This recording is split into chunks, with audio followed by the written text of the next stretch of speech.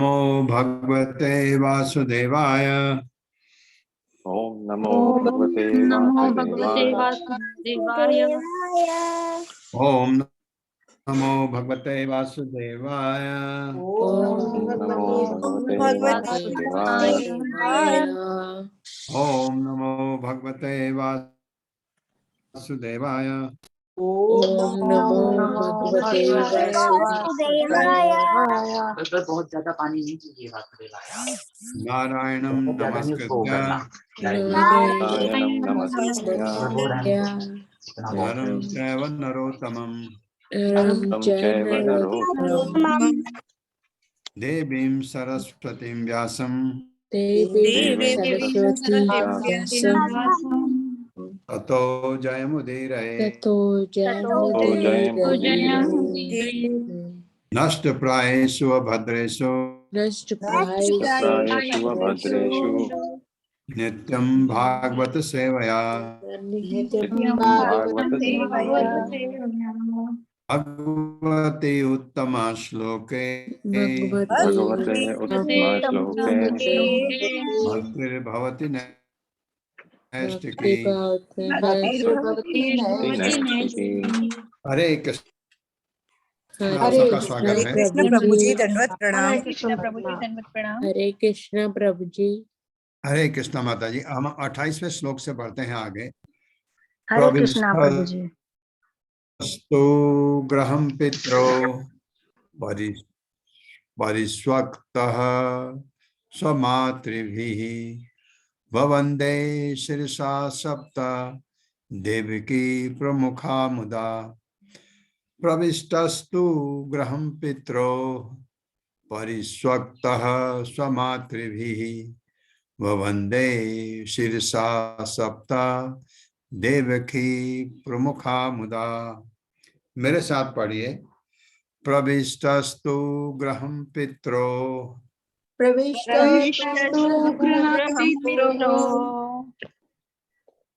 परिस्वक्तः स्वमातृभिः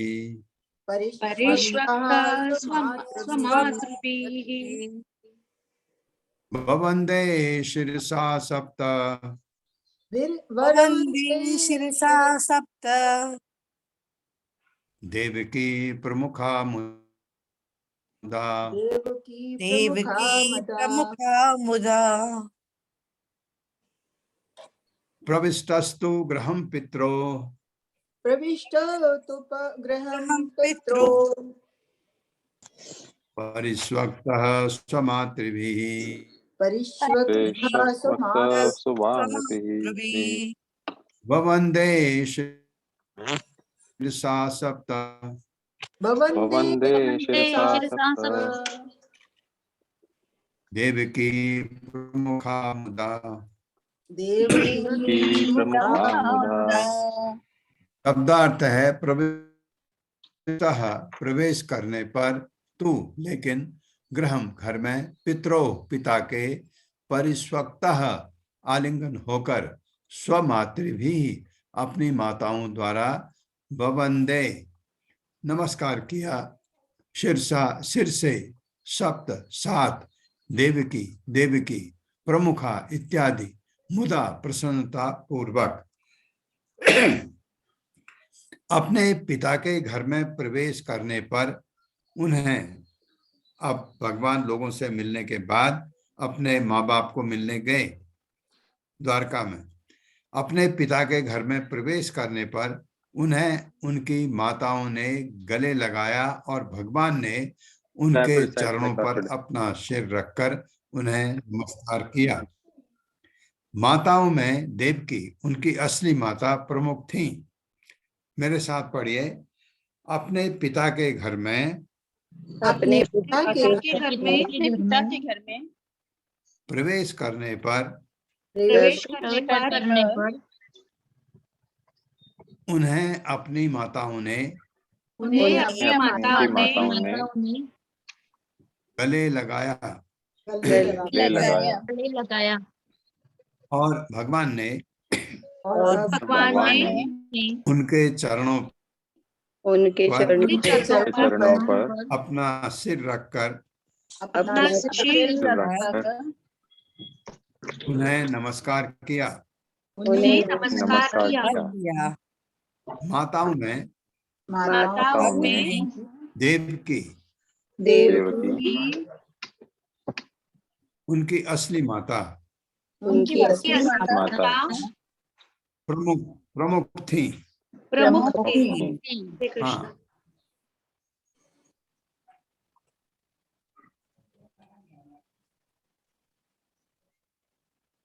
हाँ, तात्पर्य। हाँ जी प्रभु जी। तात्पर्य श्रील प्रभुपाद जी द्वारा। श्रील प्रभुपाद जी की जय। ऐसा लगता है कि भगवान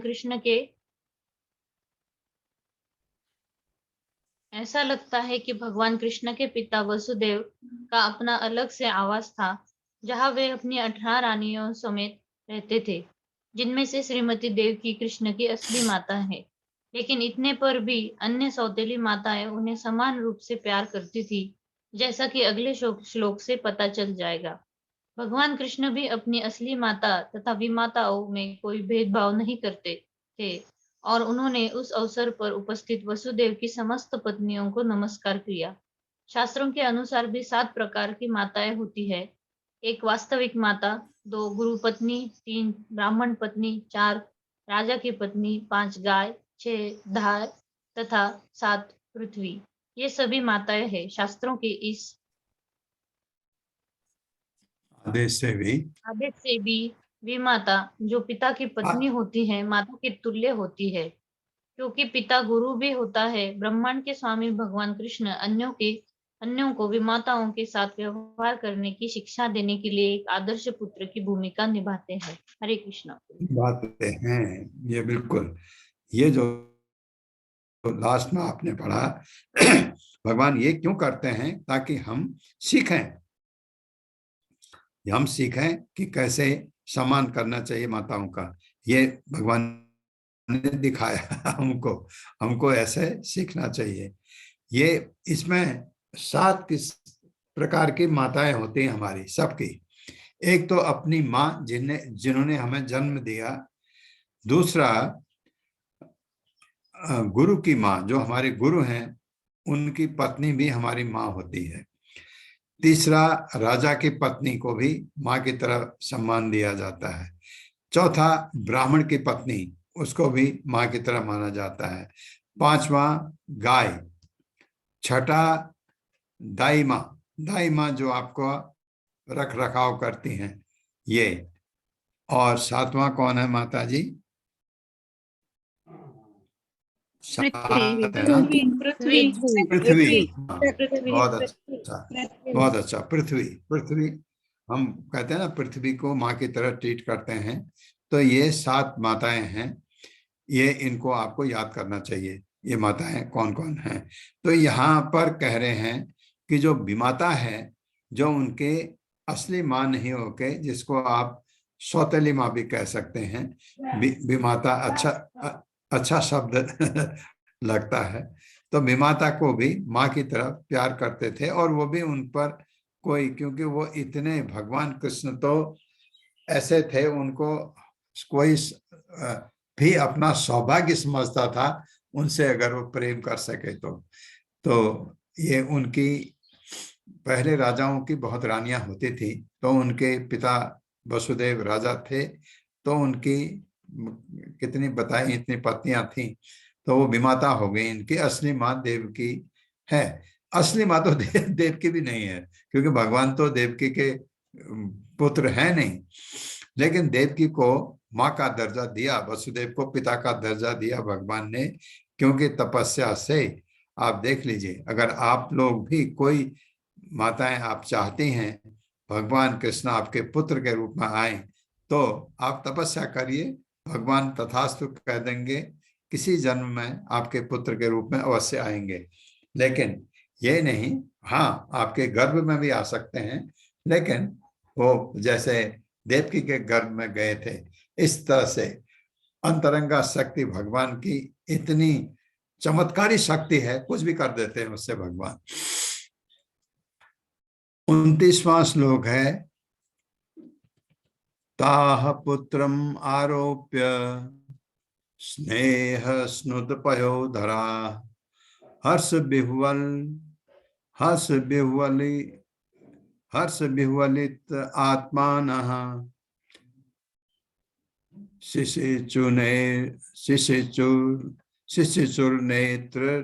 शिशिचुर्नेत्र जैर्जले ताः पुत्रम् अंकम् आरोप्य स्नेह स्नुतपयोधरा हर्ष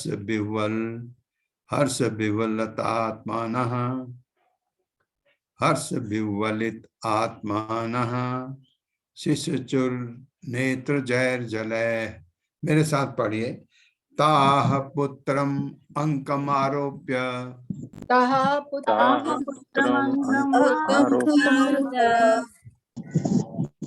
स्नेह स्नुत पयोधरा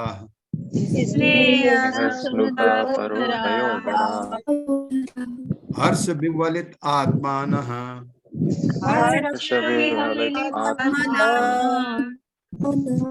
शिशिचुर्नेत्र जैर्जले।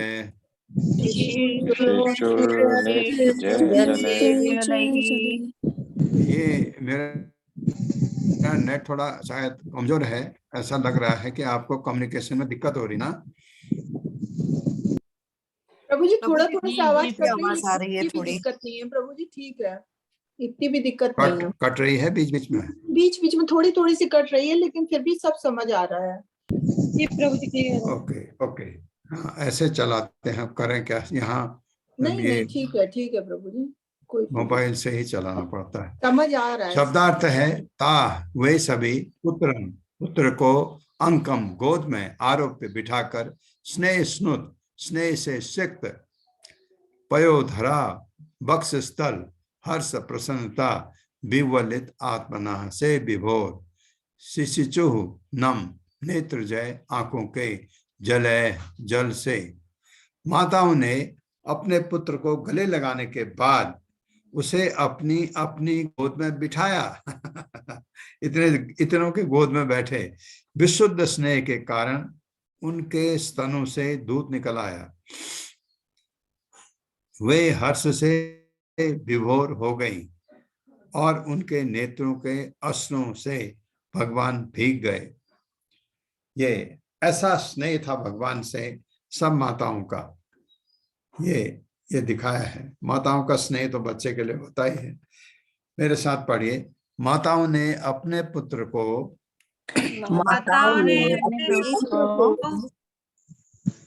गले लगाने के बाद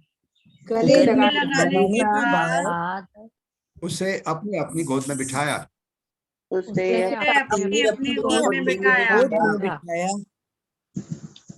विशुद्ध स्नेह के कारण उनके स्तनों से दूध निकल आया। वे हर्ष से विभोर हो गई और उनके नेत्रों के अश्रु से भगवान भीग गए। और उनके नेत्रों से भगवान भीग गए। हरे कृष्ण हरे कृष्ण हरे कृष्ण हरे कृष्ण। तात्पर्य बताएं। रश्मि माता जी, हरे कृष्ण। हरे कृष्ण प्रभु जी, हरे कृष्ण माता जी। शील प्रभुपाद की जय। शील प्रभुपाद द्वारा जब भगवान कृष्ण वृंदावन में थे तो गौएं भी उनके प्रति स्नेहित उठती थी और वे उनके थनों से दूध दूह लिया करते थे। तो उन विमाताओं का क्या कहना जो उनकी माता तुल्य ही थी। हरे कृष्ण प्रभु जी। बहुत छोटा सा था, ठीक है। ये कहते हैं क्योंकि गायें भी जब वो चराते थे इतने स्नेह युक्त हो जाती थी, कभी कभी गायों के स्तन से भी दूध निकल आता था और भगवान कभी दूध भी लिया करते थे, पी लेते थे, क्योंकि गाय माँ के तुल्य है। ये समझ लीजिए आप। जब भगवान उसको ऐसा दर्जा देते हैं तो हम तो पलते हैं, तो उनकी विमाताओं का क्या कहना जो उनकी माता तुल्य ही थी।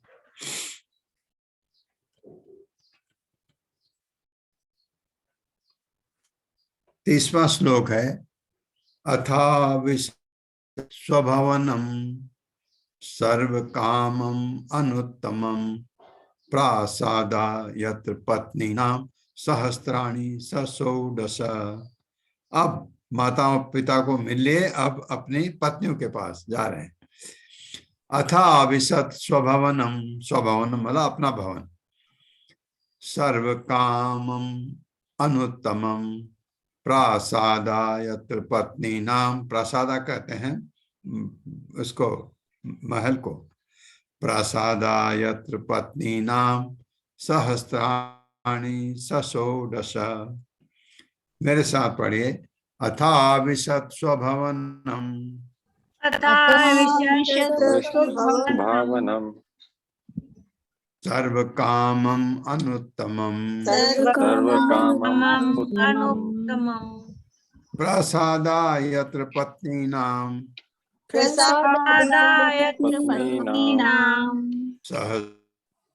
सहस्राणि सषोडश।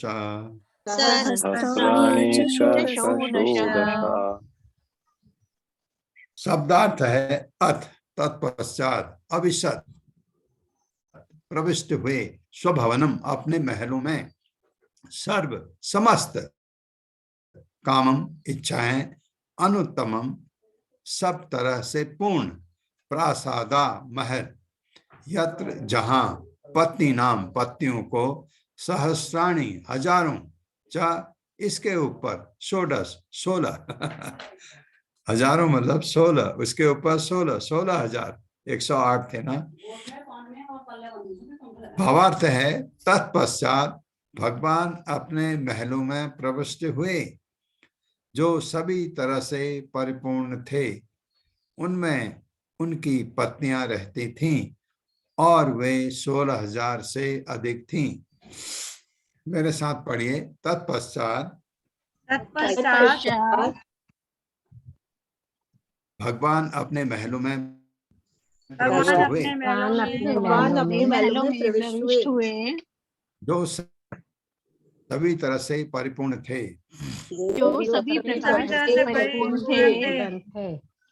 उनमें उनकी पत्नियां रहती थीं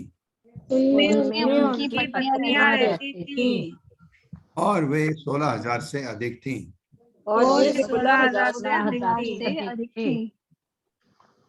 हाँ, अभी तो जहां जहां मिले भगवान, वो तो एक एक करके मिले। अब यहाँ तो 16,108 रानियां हैं, इतने महल हैं उनके हर एक के। अब भगवान अपने को विस्तार करेंगे, भगवान कृष्ण अपने को 16,108 में विस्तार करके हर महल में हर पत्नी के साथ जाएंगे। तात्पर्य कौन पढ़ते हैं? अलका माता जी। हरे कृष्णा। हरे कृष्णा। हरे कृष्णा सभी को। तात्पर्य शीला प्रभुपाद जी के द्वारा। शीला प्रभुपाद जी की जय। भगवान श्री कृष्ण की 16,108 पत्नियां थी और प्रत्येक के लिए आंगनों तथा उद्यानों से युक्त पूर्ण रूप से सुसज्जित महल थे। इन महलों का पूरा विवरण 10वें स्कंद में दिया गया है। सभी महल सर्वोच्चतम संगमरमर पत्थर के बने थे। वे रत्नों से प्रकाशित थे और मखमल तथा रेशम के पर्दों तथा गलीचों से सज्जित थे, जिनके किनारों पर सोने की जरी लगी थी। श्री भगवान का अर्थ है जो समस्त बल, समस्त शक्ति, समस्त ऐश्वर्य, समस्त सौंदर्य, समस्त ज्ञान तथा समस्त वैराग्य से परिपूर्ण हो। अतएव श्री भगवान के महलों में ऐसी किसी भी वस्तु की कमी न थी जिससे श्री भगवान की सारी इच्छाएं पूरी न होती हों। श्री भगवान असीम हैं, अतएव उनकी इच्छाएं भी असीमित हैं और पूर्ति भी असीमित है। प्रत्येक वस्तु असीम होने के कारण यहाँ पर संक्षेप में सर्व कामम अर्थात सभी वांछनीय वस्तुओं से पूर्ण कहा गया है। हरे कृष्णा। हरे कृष्णा माता जी। हरे कृष्णा। ये भगवान के 6 ऐश्वर्य हैं। जो भगवान के 6 ऐश्वर्य हैं, वो आपको जो समस्त बल, सबसे बलवान है भगवान का बल, असीमित है। दूसरा शक्ति, भगवान की शक्ति, समस्त ऐश्वर्य, ये समस्त की जगह मैं आपको असीमित कहता हूं। ये बल की जगह पर एक बल और शक्ति एक जैसा ही होता है। अभी बताता हूं मैं आपको। समस्त ऐश्वर्य भगवान का, असीमित ऐश्वर्य। भगवान इतने धनवान हैं कि कोई उसकी सीमा नहीं है। दूसरा, समस्त सौंदर्य, भगवान असीमित सौंदर्य उनका। अच्छा नहीं, आपके क्लास का नहीं, दूसरी जगह मैं बात कर रहा था। तो भगवान का सौंदर्य ऐसा है कि उस सौंदर्य को देख करके कोई भी मोहित हो जाता है। ज्ञान, असीमित ज्ञान भगवान में, और असीमित वैराग्य। एक जगह जो बल और समस्त शक्ति कहा है, ये एक इन दोनों में से एक है भगवान का, कि यश, फेम, भगवान का फेम, प्रसिद्धि जिसे कहते हैं, वो इन दोनों में से एक वो है। भगवान का भगवान की इतना यश है, इतने यश पूर्ण है भगवान। हजारों साल से सब उनको अभी भी इतनी श्रद्धा से उनका मान करते हैं। ये इसको कहते हैं यशमान, है ना। और हम में क्या होता है, कभी यश मिलता है, थोड़े दिन 2-4 दिन लोग कहते हैं अरे यो हाँ ये बन गया वो बन गया, और उसके बाद वो खत्म। उसके बाद सब खत्म। भौतिक जगत में नहीं, भगवान का असीमित यश है भगवान में, फेम अनलिमिटेड। तो ये भगवान के 6 ऐश्वर्य हैं, आपको याद रखना चाहिए। भगवान किसे कहते हैं जिसमें ये 6 ऐश्वर्य हैं। अगर कोई कहता है मैं भगवान हूं, तो उसको बताइए कि आप कितने धनवान हैं, कितने ऐश्वर्य है आपके पास कितनी शक्ति है, आपके पास कितना सौंदर्य है। देख करके लगता है साधारण है, नहीं, आप भगवान नहीं हो सकते। ज्ञान असीमित, और भगवान का वैराग्य भी असीमित। वैराग्य है भगवान का असीमित, एकदम वैराग्य ले सकते, किसी चीज से एकदम अपने को छुड़ा सकते हैं भगवान।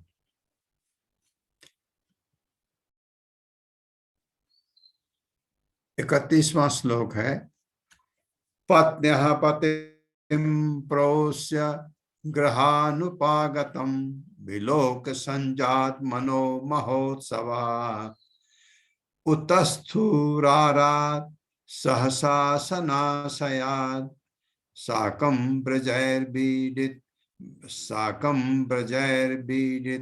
लोचन आनना। पत्न्यः पतिं प्रोष्य ग्रहानुपागतं विलोक संजात मनो महोत्सवाः उत्तस्थुरारात् सहसा सनाशयात् साकं व्रतैर्बीडित लोचनानना। मेरे साथ पढ़िए, पत्न्यः पतिं प्रोष्य ग्रहानुपागतं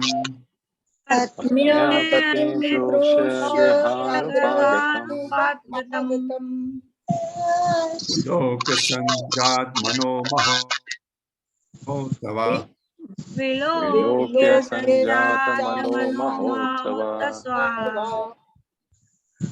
उत्तस्थुरारात् सहसा सनाशयात्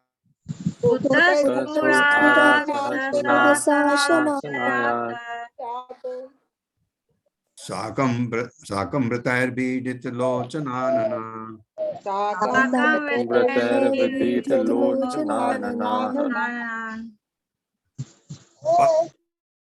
पत्न्यः पतिं प्रोष्य ग्रहानुपागतं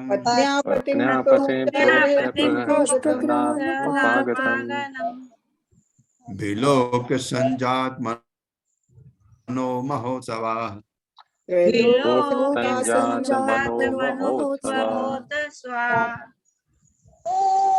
उत्तस्थुरारात् सहसा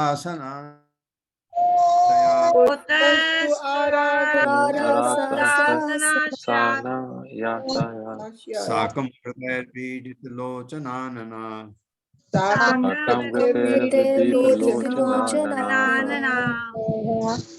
शब्दार्थ पत्न्यः पत्नियां भगवान कृष्ण की पतिम पति को प्रोस्य घर से दूर गया हुआ, ग्रह अनुपागतम अब घर लौटा हुआ, विलोक देखकर, संजात उत्पन्न करके, मनः महा उत्सवा मन के भीतर प्रसन्नता पूर्वक उत्सव का भाव, ऐसा लग रहा उनको जैसे कोई उत्सव हो गया उनके लिए।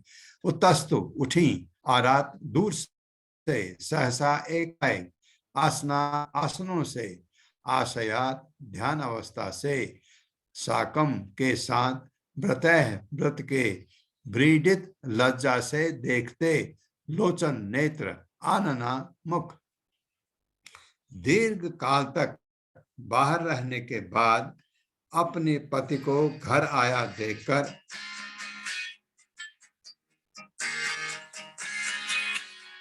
एक मिनट एक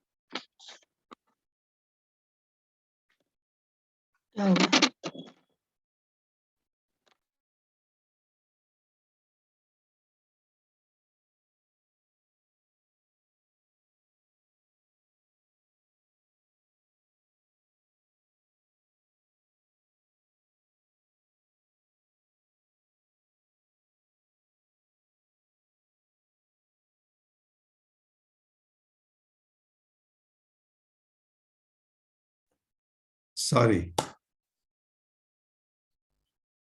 हाँ आपके साथ पढ़ लिया मैंने। नहीं प्रभु जी अभी तक नहीं, आप ही अभी पढ़ दीर्घ रहे हैं। काल तक पढ़िए, दीर्घ काल तक दीर्घ काल तक काल तक बाहर रहने के बाद बाहर रहने के बाद अपने पति को घर आया देखकर अपने पति को घर आया देखकर श्री कृष्ण की रानियां श्री कृष्ण की रानियां मन ही मन अत्यंत हर्षित हुई। मन ही मन अत्यधिक हर्षित हुई। वे अपने अपने आसनों वे अपने आसनों तथा ध्यानों से तथा ध्यानों से तुरंत उठकर खड़ी हो गई। तुरंत उठकर खड़ी हो गई। सामाजिक प्रथा के अनुकूल सामाजिक प्रथा के अनुकूल उन्होंने लज्जा से लज्जा से अपने मुख ढक लिए अपने मुख ढक लिए और दृष्टि नीचे किए और दृष्टि देखने लगे। हाँ, पहले ऐसा होता था और अभी भी कुछ जगह पर होता है ऐसा, जैसा आप देख रहे हैं।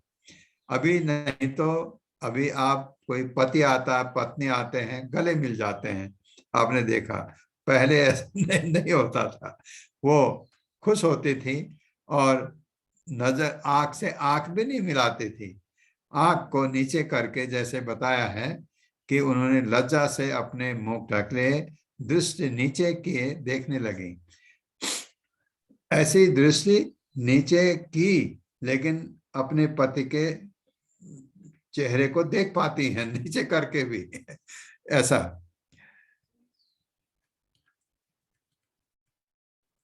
कहाँ गए?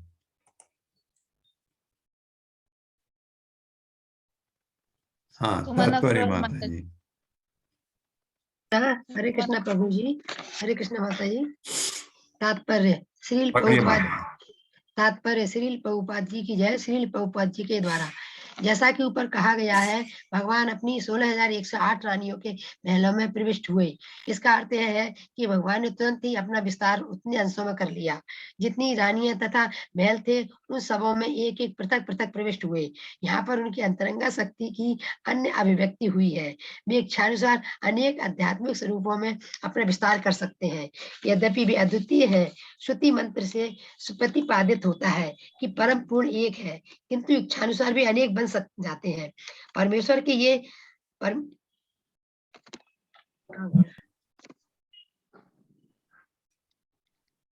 सॉरी कोई बात नहीं, सॉरी माता जी।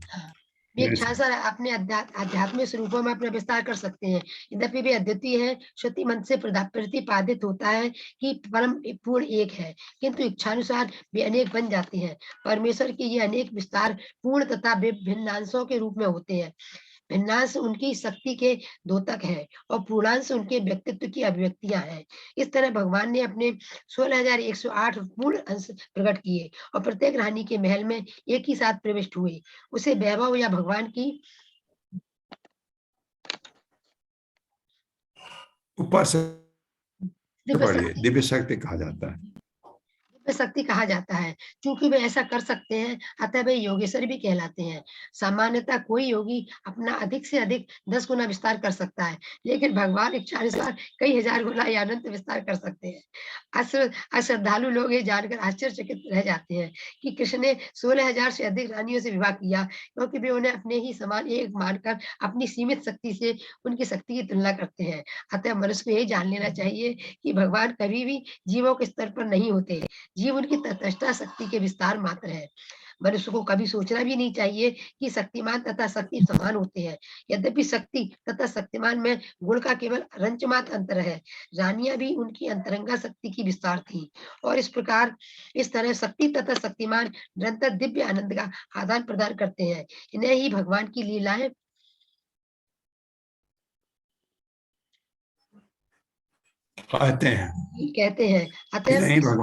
कहते हैं। अतएव किसी को यह जानकर आश्चर्य नहीं करना चाहिए कि भगवान की इतनी सारी पत्नियां थी। उल्टे लोगों को यह मानना चाहिए कि यदि भगवान की लाखों करोड़ों पत्नियां होती तो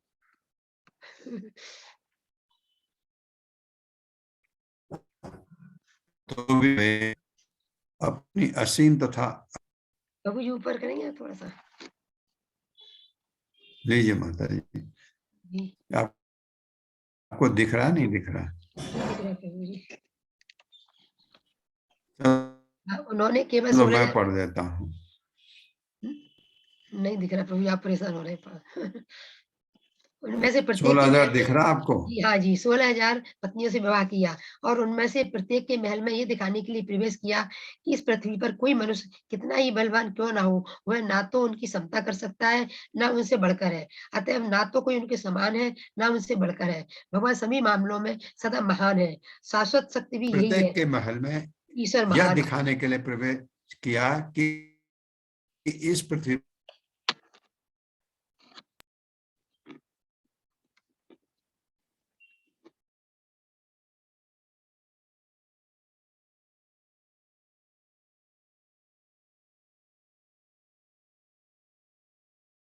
आवाज आ रही है क्या सभी को प्रभु जी की? नहीं माता जी, नहीं आ रही है। नहीं आ रही।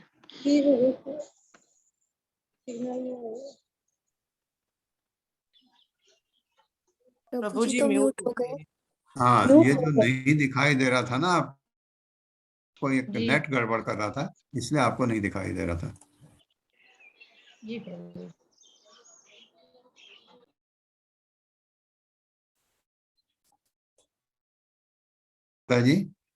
आ गया प्रभु जी, आ गया।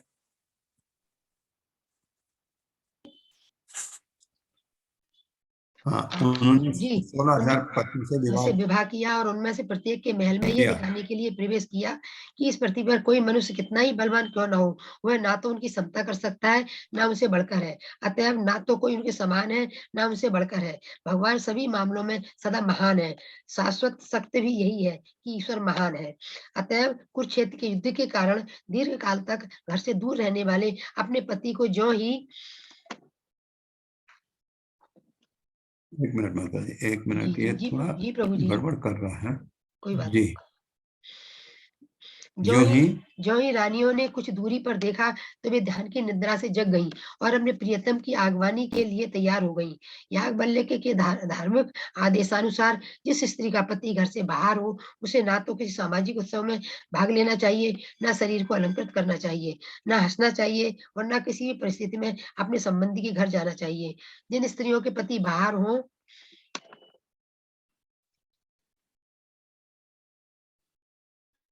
उनके लिए यही व्रत है। यही व्रत जी है। प्रभु जी, उनके लिए यही व्रत है। लेकिन साथ ही साथ वह यह भी कहा गया है कि पत्नी कभी भी अपने पति के समक्ष मलिन अवस्था में उपस्थित ना हो। वह अपने आप को आभूषणों से अलंकृत करे और अच्छे वस्त्र पहने और पति के समक्ष सदैव प्रसन्न तथा हर्षित मुद्रा में जाए। कृष्ण की सारी रानियां पति की अनुपस्थित का चिंतन करते हुए ध्यान मग्न थी और निरंतर उन्हीं का ध्यान करती रहती थी। भगवान के भक्त भगवान के ध्यान के बिना पल भर भी नहीं रह सकते। तो फिर रानियों के लिए क्या कहा जाए, जो द्वारका में भगवान की लीलाओं में रानी के रूप में अवतरित हुई लक्ष्मियां थीं। वे भगवान की उपस्थिति द्वारा या समाधि द्वारा उनसे कभी विलग नहीं की जा सकती। वृंदावन की गोपियां जब भगवान वन में गाय चराने के लिए बाहर जाते थे तो भगवान को भुला नहीं पाती थी। जब ग्वाल रूप भगवान श्री कृष्ण गांव में नहीं होते थे तो घर पर गोपियां नरम चरण कमलों से कठोर भूमि पर चलते हुए कृष्ण के बारे में चिंता करती रहती। कभी कभी इस चिंतन करते करते वे समाधि में पहुंच जाती और हृदय में संताप करती। भगवान के शुद्ध पार्षदों की ऐसी ही दशा होती है, वे सदैव समाधि में रहते हैं। अतः कृष्ण की अनुपस्थिति में रानियां भी समाधि स्थित थी। इस समय भगवान को कुछ दूरी पर देखकर उन्होंने अपने सारे कार्य छोड़ दिए जिनमें उपयुक्त स्त्रियों के व्रत भी सम्मिलित थे। विश्वनाथ चक्रवर्ती ठाकुर के मतानुसार इस अवसर पर नियमित मनोवैज्ञानिक प्रतिक्रिया हुई। पहले तो वे सभी अपने अपने आसनों से उठ गईं क्योंकि अपने अपने पति को देखना चाहती थी, किंतु स्त्री योचित लज्जा के कारण वे रुक गईं।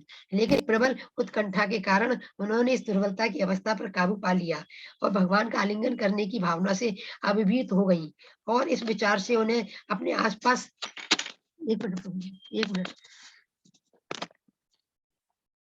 आसपास के परिवेश से जी प्रभु एक मिनट प्रभु जी, कहाँ चला गया? जी प्रभु जी, हाँ, पहले तो वे सभी अपने अपने आसन पर उठ खड़ी हुई क्योंकि अपने अपने पति को देखना चाहती थी, किंतु योचित लज्जा के कारण वे रुक गईं। लेकिन प्रबल उत्कंठा के कारण उन्होंने इस दुर्बलता की अवस्था पर काबू पा लिया और भगवान का आलिंगन करने की भावना से अभिभूत हो गईं और इस विचार से उन्हें अपने आसपास के परिवेश में अचेत बना दिया। इस उत्कंठा की मूल दशा के कारण सारी औपचारिकताओं एवं सामाजिक रीति रिवाजों का अंत हो गया और इस तरह भगवान के मिलन पथ के सारे अवरोध दूर हो गए। आत्मा के प्रभु श्री कृष्ण के मिलन की ये चरम अवस्था है। हरे कृष्णा प्रभु जी, हरे कृष्णा माता जी, धन्यवाद आप हरे कृष्णा माता जी। ये बताया कैसे कैसे ये इसमें प्रभुपाद लिख रहे हैं। तब ऐसा होता था कि जब पति दूर है तो पत्नियां ज्यादातर समाज में नहीं जाती थी। हालांकि ये बड़ा अटपटा लगता है आज के हिसाब से, लेकिन ऐसा होता होगा। और वो बहुत अपने को सजाती भी नहीं थी जब पति नहीं हो तो, घर में दूर हो पति तो। और लेकिन प्रभुपाद कहते हैं, और ये भी कहा जाता है कि पति के सामने वो कभी मलिन अवस्था में न हो। कोई भी पत्नी अपनी को कभी ऐसे ना गंदे कपड़े पहने, ऐसा नहीं होना चाहिए। तो अपने को हमेशा स्वच्छ कपड़ों में अच्छी तरह आभूषण पहने हुए और पति को अपनी अच्छी हंसती हुई मुद्रा में उनको अपने को पेश करना चाहिए। ऐसा होता पहले कहा जाता है, न कि गुस्से के मूड में हो, ऐसा ये कहा गया। इसमें उनका वो कितनी, अभी दूसरे श्लोक में शायद आएगा, वो अपने को पति को आलिंगन करने के बजाय अंदर से पति को आलिंगन करती हैं। अपने अंदर से आलिंगन कर लिया, फिर नेत्रों से आलिंगन करते हैं। फिर अपने बच्चे को उनके पास भेजते हैं। बच्चा पिता को आलिंगन कर लिया तो माँ सोचती है मेरा आलिंगन हो गया, इस टाइप का। तम आत्मजय दृष्टिभिर अंतरात्मना दुरंत भावा परिरेभिरे पतिम निरुद्धम अपि आस्त्रवद अम्बु नेत्रयोर विलज्जतीनां भृगुवर्यक वैक्लवात्। तमात्मजय दृष्टिभिर अंतरात्मना दुरंत भावा परिरेभिरे पतिम निरुद्धम अपि आस्त्रवद अम्बु नेत्रयोर विलज्जतीनां भृगुवर्यक वैक्लवात्। मेरे साथ पढ़िए। तम आत्मजय दृष्टिभिर अंतरात्मना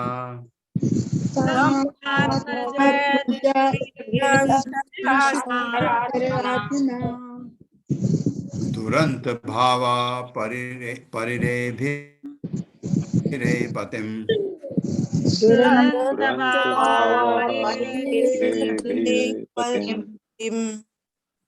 निरुद्धम अपि आस्त्रवद अम्बु नेत्रयोर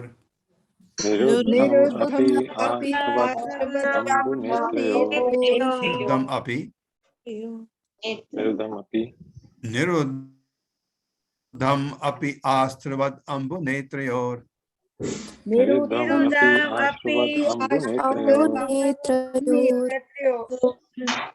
जतीनां भृगुवर्य वैक्लवात्।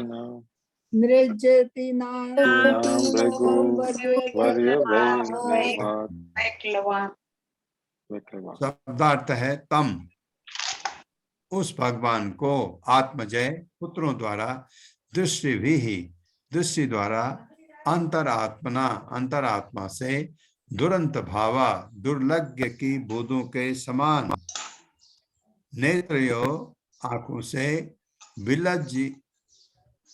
विलज्जितानाम लज्जा अनुभव करने वाली भृगुवर्य, हे भृगु में श्रेष्ठ। ये कौन, कहां से आ गए भृगु में श्रेष्ठ? कौन है? सौनक ऋषि। कौन कह रहे हैं? ये सूत गोस्वामी। वैक्लवाद अनजाने, रानियों की दुर्लज्ञ उत्कंठा इतनी तीव्र थी कि लजाई होने के कारण, मतलब लज्जा में थी, इसके कारण उन्होंने सर्वप्रथम अपने अंतरतम से भगवान का आलिंगन किया।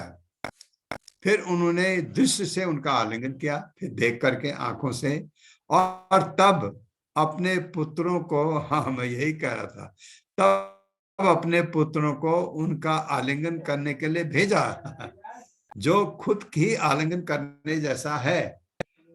पुत्र गया, पिता को आलिंगन किया, इसका मतलब माँ ने आलिंगन कर लिया। लेकिन हे भृगुश्रेष्ठ, सौनक ऋषि को कह रहे हैं, यद्यपि वे भावनाओं को रोकने का प्रयास कर रही थी, किंतु अनजाने उनके नेत्रों से अश्रु छलक आए।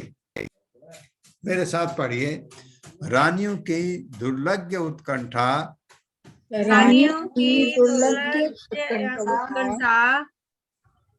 इतनी तीव्र थी कि लज्जाई होने के कारण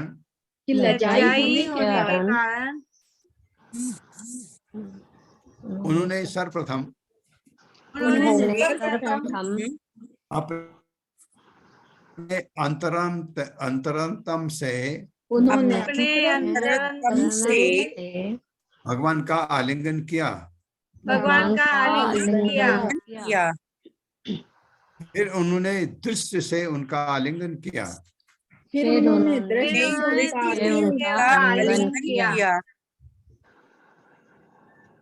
और तब अपने पुत्रों को उनका आलिंगन करने के लिए भेजा।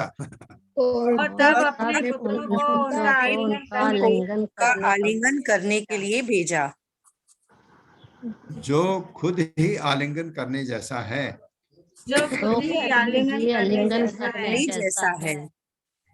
लेकिन हे भृगुश्रेष्ठ, लेकिन हे प्रभु श्रेष्ठ, यद्यपि वे भावना को रोकने का प्रयास कर रही थी, यद्यपि वे भावनाओं को रोकने का प्रयास प्रयास कर रही कर थी, किंतु अनजाने किंतु अनजाने उनके नेत्रों से उनके नेत्रों से अश्रु छलक आए। अश्रु छलक आए। ये देखिए कितना प्रेम है। ये प्रेम ऐसा कि पहले अंतरंतम से अंदर ही अंदर भगवान को आलिंगन किया, फिर नेत्रों से देखा भगवान को, फिर आलिंगन किया, फिर अपने पुत्र को भेजा, वो पिता से आलिंगन करेगा और माँ का आलिंगन हो गया, समझो ऐसा। तो ये सूत गोस्वामी कह रहे हैं, हे भृगुश्रेष्ठ, ये शौनका ऋषि को यद्यपि वे भावनाओं को रोकने का प्रयास कर रही थी, लेकिन अनजाने उनके नेत्रों से अश्रु छलक आए। जब प्रेम इतना है और आपको बहुत समय के बाद मिल रहे हैं, तो पत्नी के आंखों में आंसू आ सकते हैं। ये आप माताएं सब समझते हैं इस चीज को। तात्पर्य,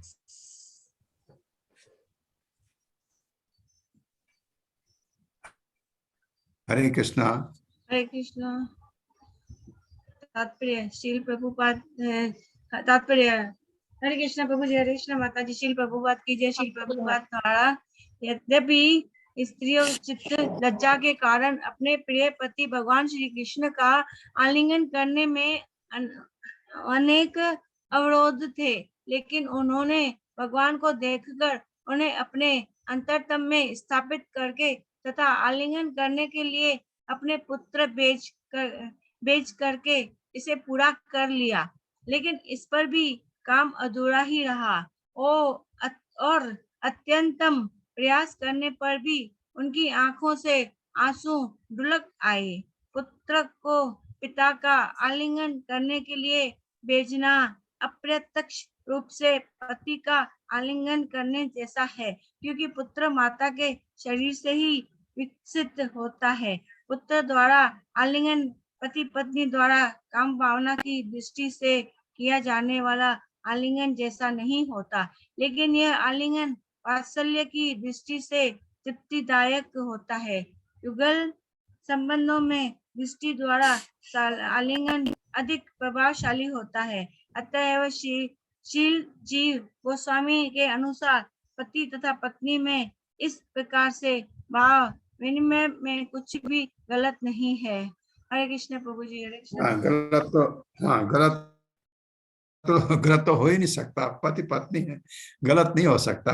तो ये बड़ा ऐसा दिखाया है कि कैसे वो अपने प्रेम को व्यक्त करती हैं, ऐसे दिखाया। ऐसे क्योंकि पहले ये चीजें होती थी, अभी तो आज के जमाने में तो ये चीज है नहीं। आज के जमाने में भी पुराने लोग पति पत्नी कभी ऐसे आलिंगन करते नहीं हैं लोगों के सामने। ये चीज है कि आंखों से, कुछ हाव भाव से किससे अपने प्रेम को व्यक्त करती हैं औरतें अपने पति के सामने। ये है। ये कितना बड़ा है, एक श्लोक और पढ़ लो, मैं ये बड़ा है।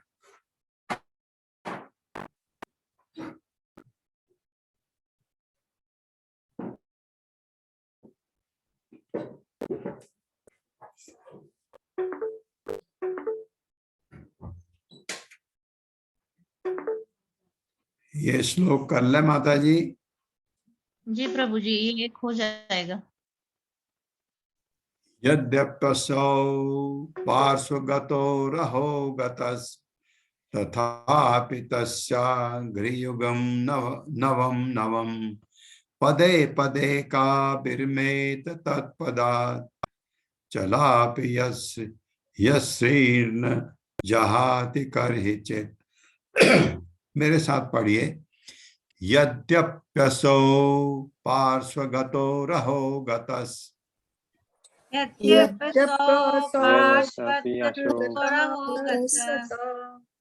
तथापि तस्याङ्घ्रियुगं नवं नवम्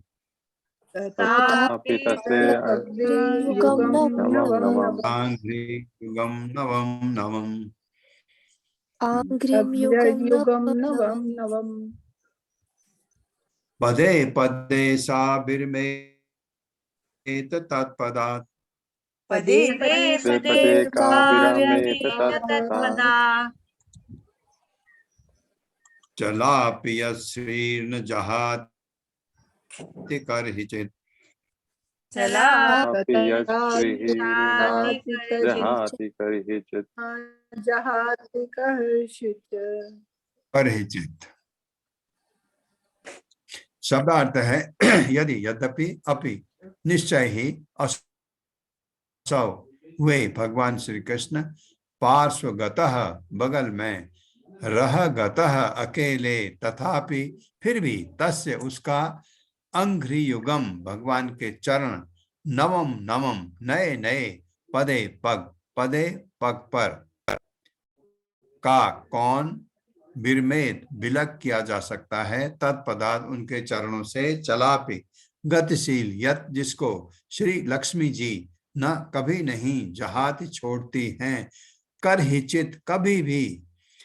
यद्यपि भगवान कृष्ण निरंतर उनके पास थे और बिल्कुल अकेले भी थे तो भी उनके चरण उन्हें नवनीतर लग रहे थे। यद्यपि लक्ष्मी जी स्वभाव से चंचल हैं लेकिन वे भी भगवान के चरणों को नहीं छोड़ती थीं। तो भला जो स्त्री एक बार उन चरणों की शरण में जा चुकी हो वह उनसे किस प्रकार विलक की जा सकती है। मेरे साथ पढ़िए। यद्यपि भगवान श्री कृष्ण निरंतर उनके पास थे भगवान श्री कृष्ण निरंतर उनके पास थे और बिल्कुल अकेले भी थे और बिल्कुल अकेले भी थे तो भी उनके चरण उन्हें नवनीतर लग रहे थे।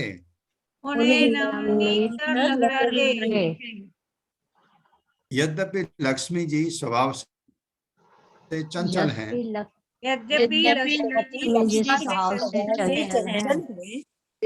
लेकिन वे भी भगवान के चरणों को नहीं छोड़ती थीं। लेकिन वे भी भगवान के चरणों को नहीं छोड़ती थी। तो भला जो स्त्री एक बार उन चरणों की शरण में जा चुकी हो जो स्त्री एक बार उन चरणों की शरण में जा चुकी हो वह उनसे किस प्रकार विलक की जा सकती है। किस प्रकार विलक की जा सकती है। हरे तात्पर्य। संदीप प्रभु जी। हरे कृष्णा प्रभु जी। हरे कृष्णा माता जी। तात्पर्य शीला प्रभुपाद के द्वारा शीला प्रभुपाद की जय। बद्धजीव लक्ष्मी जी की कृपा के सदैव भूखे रहते हैं। यद्यपि स्वभाव से लक्ष्मी जी एक स्थान से दूसरे स्थान को जाती रहती हैं। भौतिक जगत में कोई कितना ही चतुर क्यों ना हो वह स्थायी रूप से भाग्यशाली नहीं होता। संसार के विभिन्न भागों में न जाने कितने विशाल साम्राज्य हुए हैं। संसार में न जाने कितने शक्तिशाली राजा हुए हैं और न जाने कितने भाग्यशाली पुरुष हो चुके हैं, लेकिन क्रमशः उन सबका श्रेय हुआ है। यही प्रकृति का नियम है। लेकिन आध्यात्मिकता में स्थिति भिन्न होती है। ब्रह्म संहिता के अनुसार श्री भगवान की सेवा में सैकड़ों हजारों लक्ष्मियां अत्यंत विनम्रता पूर्वक लगी रहती हैं। वे श्री भगवान के साथ सदैव एकांत में होती हैं। तो भी श्री भगवान का सानिध्य नित्य नित्य इतना नवीन लगता है कि वे क्षण भर के लिए भी श्री भगवान को नहीं छोड़ पाती हैं। यद्यपि वे स्वभाव से चंचल हैं और इधर उधर विचरण करती रहती हैं, श्री भगवान के साथ आध्यात्मिक संबंध इतना जीवंत होता है कि एक बार उनकी शरण में आने पर श्री भगवान का संग नहीं छोड़ा जा सकता। सारे जीव स्वभाव के श्रेष्ठ हैं। पुरुष या भोक्ता तो श्री भगवान है और उनकी विभिन्न शक्तियों की सारी अभिव्यक्तियां भी सर्वश्रेष्ठ हैं। भगवत गीता में जीवों को परा प्रकृति अर्थात उच्चतर शक्ति की उपाधि से दी गई है। भौतिक तत्व अपरा प्रकृति या निकृष्ट शक्ति है। ऐसी शक्तियां भोक्ता की तुष्टि के लिए व्यवहार में लाई जाती हैं। जैसा कि भगवत गीता 5.29 में कहा गया है, परम भोक्ता तो स्वयं श्री भगवान है। अतएव जब शक्तियों को सीधे श्री भगवान की सेवा में लगाया जाता है तो उन्हें असली रूप प्राप्त होता है और तब शक्ति तथा शक्तिमान में कोई अंतर नहीं रह जाता। सामान्यतः किसी नौकरी में लगे लोग सदैव राज्य या सरकार के परम भोक्ता के अधीन कोई पद चाहते हैं। क्योंकि श्री भगवान इस ब्रह्मांड के भीतर या बाहर के प्रत्येक वस्तु के परम भोक्ता हैं, अतएव उनकी सेवा में लगना हर्ष का विषय है। एक बार श्री भगवान की परम सरकारी सेवा में लग जाने पर कोई भी जीव कभी उससे मुक्त होना नहीं चाहता।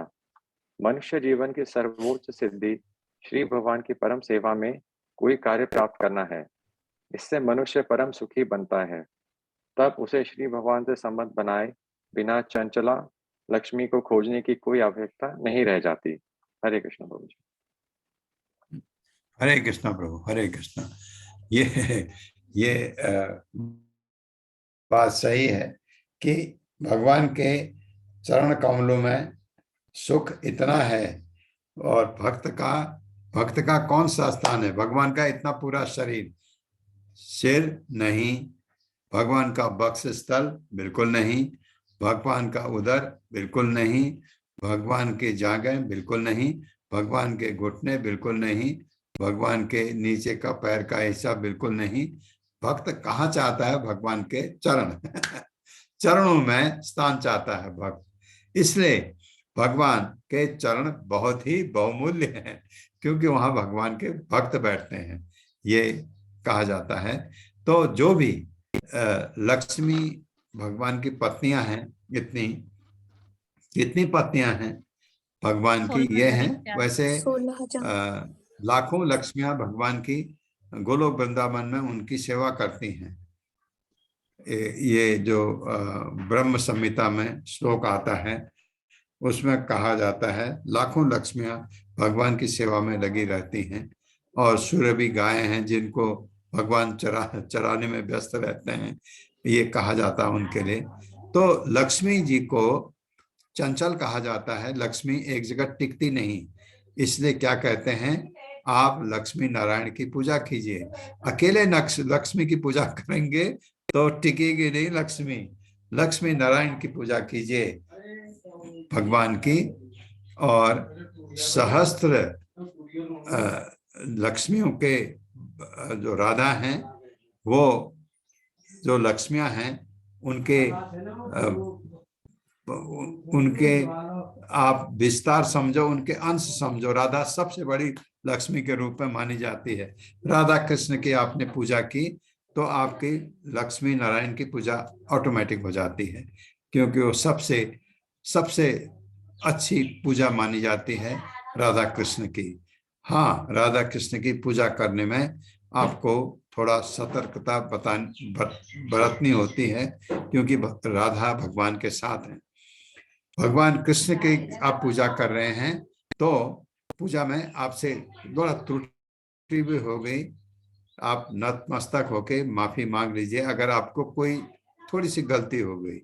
राधा अगर साथ में है तो आपको गलती नहीं होनी चाहिए, इसलिए प्रैक्टिस करिए पहले, गलती ना हो, इस चीज का ध्यान रखना होता है।